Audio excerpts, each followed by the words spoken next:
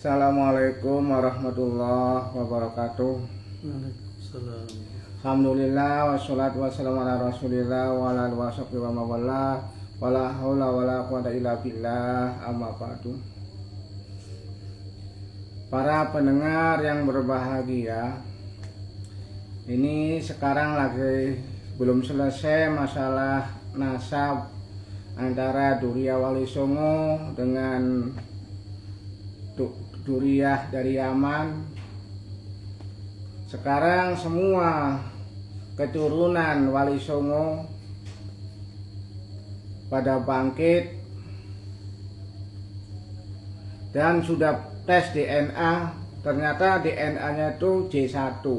Berarti benar bahwa Wali Songo ke atas itu jalurnya dari Syekh Abdul Qadir Jilani masih keturunan Rasulullah Shallallahu Alaihi Wasallam. Semua para kiai juga punya pendapat gitu berdasarkan penelitian sendiri, bukan karena pengaruh kiimat atau yang lainnya.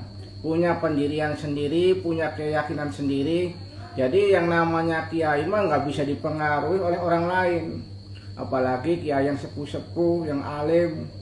Karena mayoritas yang namanya kiai pasti alim dan bisa baca kitab, meneliti sendiri dan menyimpulkan berdasarkan manuskrip yang sudah lama dulu itu tidak ada keterangan bahwa Baklawi itu keturunan dari Arab. Sekarang ada namanya tes DNA. Kalau secara tes DNA saja itu bukan keturunan Nabi, ya berarti sudah nggak masuk pakai ilmu nasab. Kalau ilmu nasab masuk setelah dia tes DNA itu. Dimanapun juga, walaupun secara ilmu kemajuan ilmu bahwa yang namanya Baklawi itu ya bukan keturunan Nabi. Kalau masih ngomong begitu mengaku turun Nabi ya diketahui oleh peradaban nanti. Sekarang zaman sudah maju, yang bohong, yang jujur, yang benar, yang salah itu udah jelas sekarang mah. Jadi bukan karena ikut-ikutan, tapi yang kasihan itu adalah para muhibbin, para pengikutnya. Para muhibbin pada percaya pada Nur karena punya anggapan bahwa Baklawi itu turunan Rasul. Tapi padahal ya sudah tertipu sudah bertahun-tahun. Bahkan bisa jadi golongan orang-orang Baklawi juga belum tahu bahwa silsilahnya itu sebenarnya terputus dari zaman dulu itu. Jadi merasa dirinya masih turunan. Tapi karena sekarang sudah zaman teknologi maju, ya mau nggak mau jangan merasa keturunan dari Rasulullah Shallallahu Alaihi Wasallam. Silakan kita ngaku turunan siapa saja, tapi jangan ngaku turunan Kanjeng Nabi walaupun ia benar. Sebab nanti ada kaitan dengan misi. Silakan ngaku turunan Wali Songo ya terserah itu mah.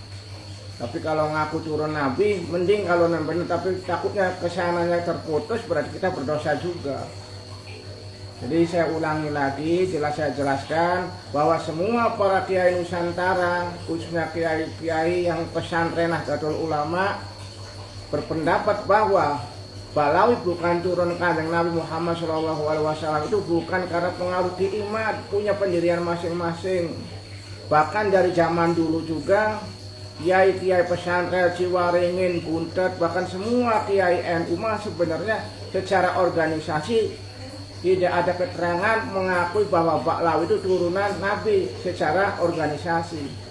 Tapi kalau secara individu, kenapa menghormati keilmuannya?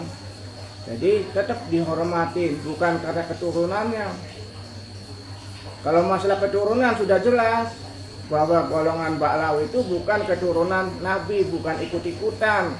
Bahkan dari hati nurani sendiri para turunan Wali Songo, semuanya yang jadi pimpinan Laskar Sabilillah itu, pembela Wali Songo otomatis kebanyakan turun dari Wali Songo itu sendiri. Kiai Abbas Buntet turunan sudah tes DNA J1 semua 99%.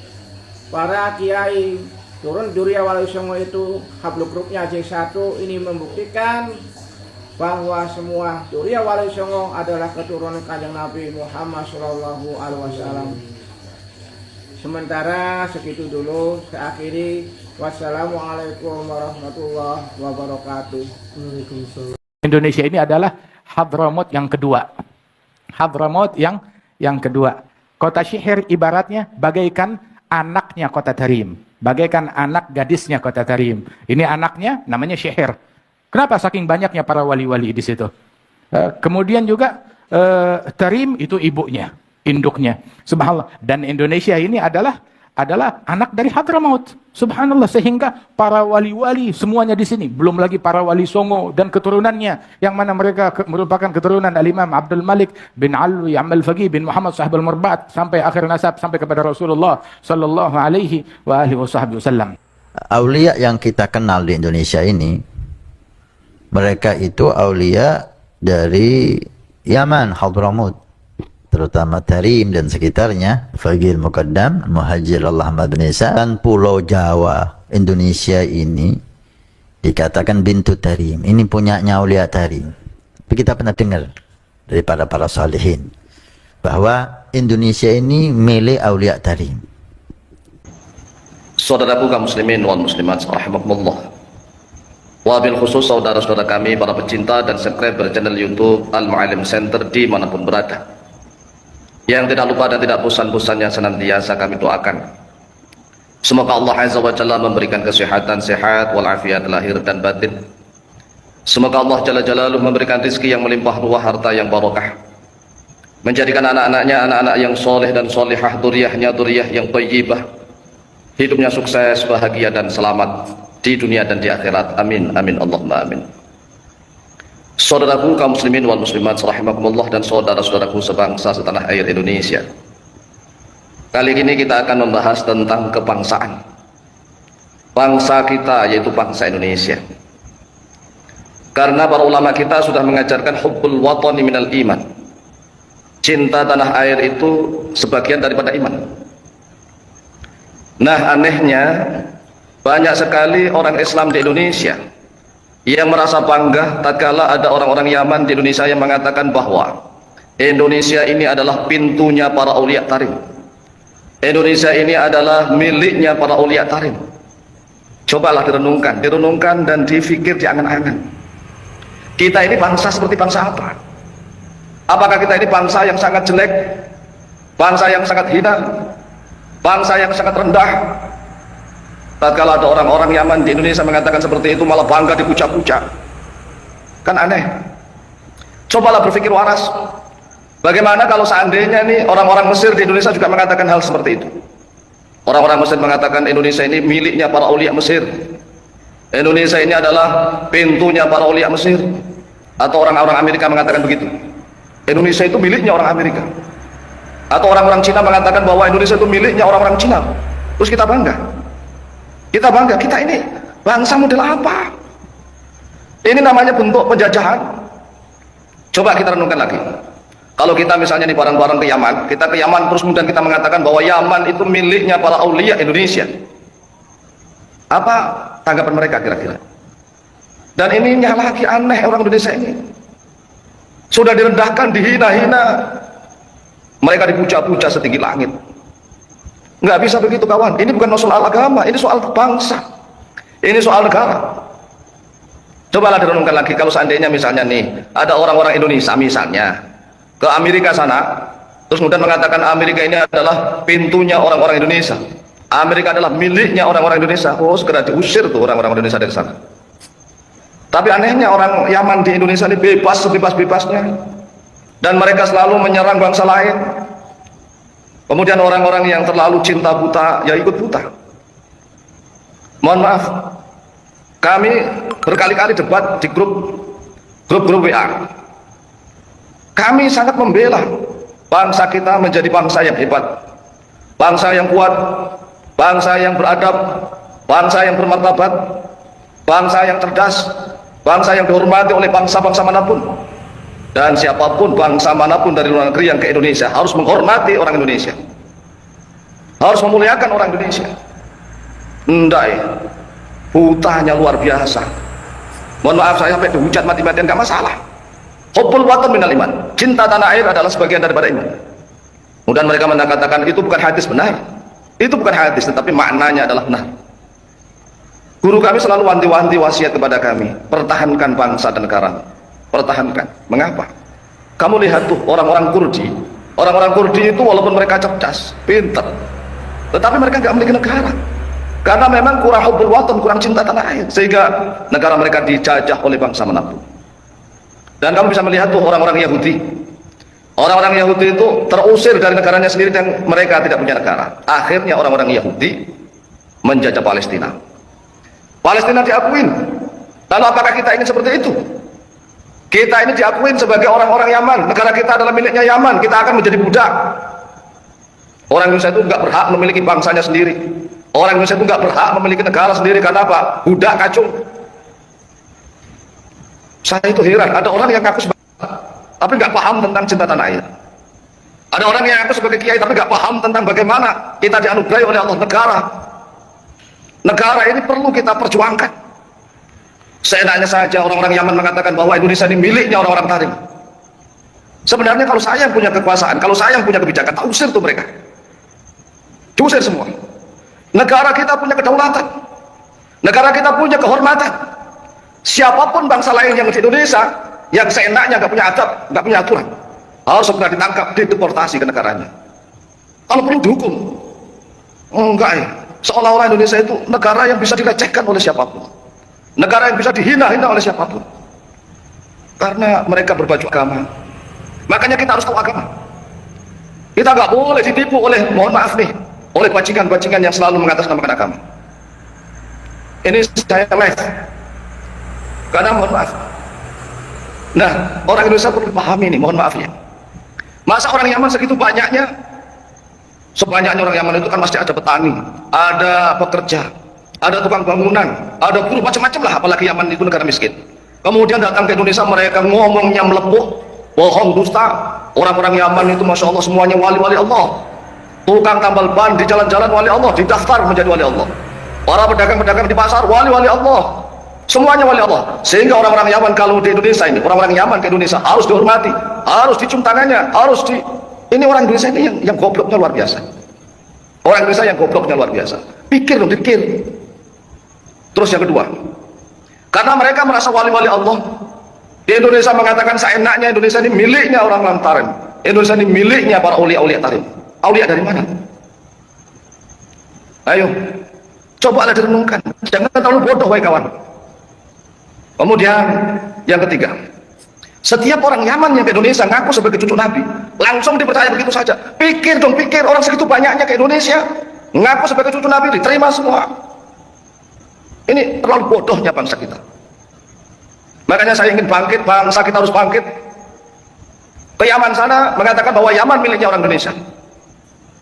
Jangan seenaknya orang-orang Yaman di Indonesia mengatakan bahwa Indonesia miliknya orang Yaman. Dan anehnya orang Indonesia itu manggut-manggut saja. Ini bodoh atau pinter? Cobalah kita renungkan. Dan mereka mengatakan bahwa semua bumi itu adalah miliknya Allah. Benar. Semua bumi, langit dan seterusnya ini miliknya Allah. Seluruhnya miliknya Allah. Tetapi ada aturan, ada hukum, ada undang-undang. Kalau mereka membodohi orang-orang Indonesia bahwa bumi seluruhnya milik Allah, tolong balik kata-kata itu. Istrinya Habib itu milik Allah. Boleh nggak digagahi seenaknya? Boleh nggak? Istrinya Habib itu juga miliknya Allah. Harta bendanya Habib juga miliknya Allah. Boleh nggak kita ambil seenaknya? Cobalah renungkan. Ini kebangetan bangsa kita ini. Saya mengajak kepada seluruh bangsa Indonesia bangkit. Kita nggak boleh ketergantungan dengan bangsa manapun, baik itu bangsa Cina, bangsa Yaman, bangsa Amerika, bangsa manapun. Indonesia itu adiluhum. Budayanya, etikanya, sopan santunnya, adat istiadatnya, sudah sejak dulu bangsa Indonesia itu memiliki budayaan yang luhur. Lah kok sekarang kita nggak pede dengan budaya kita sendiri itu loh. Aneh. Budaya-budaya Indonesia aslinya mau dihina seenak-enaknya. Makanya belajar. Makanya mohon maaf, antar ulama berhadapan dengan para ulama. Mohon maaf, sekarang kami sudah mulai agak mangkel, udah agak marah.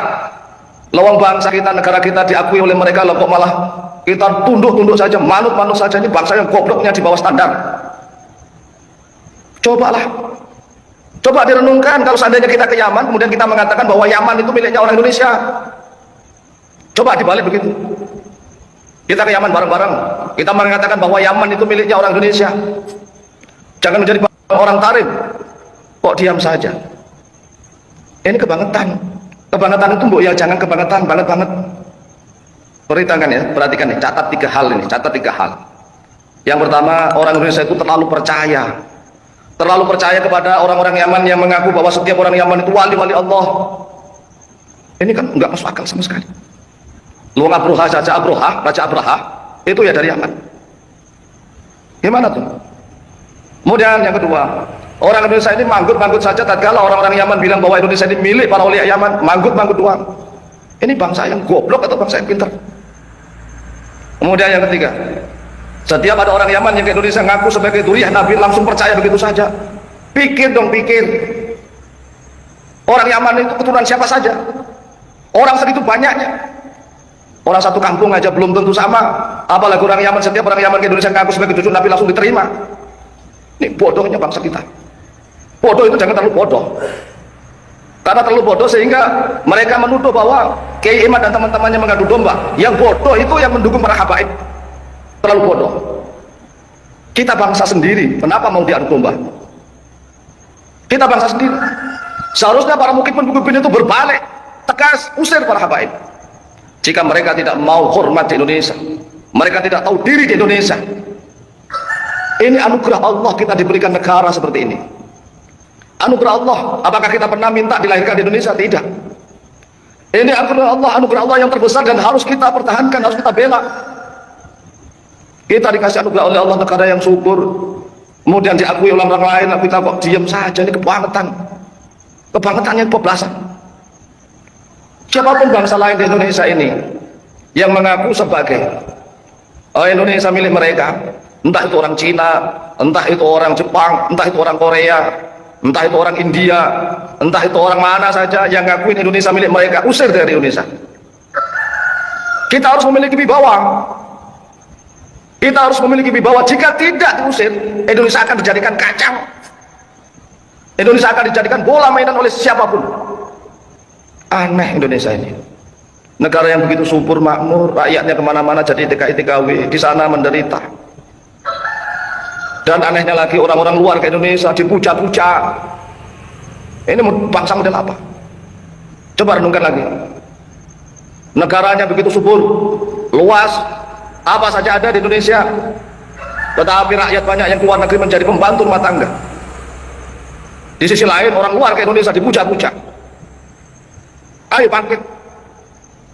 Bangkit. Kalau tidak kita siapa lagi? Camkan ini. Pertama, siapapun bangsa luar ke Indonesia harus tunduk hormat kepada bangsa Indonesia. Kita sudah mulai bangkit. Baik itu Cina, baik itu Eropa, baik itu Amerika, Timur Tengah, orang Yaman, siapapun yang di Indonesia harus menghormati orang Indonesia. Tidak boleh mengklaim Indonesia seenaknya. Ini luar biasa. Yang paling menyakitkan bagi saya adalah mereka ini ngaku kiai, ngaku ustadz, ngaku sebagai ulama, tapi tatkala Indonesia dikatakan bahwa Indonesia itu milik para ulia tarim, mereka tepuk tangan girang. Bodohnya luar biasa. Bodohnya luar biasa.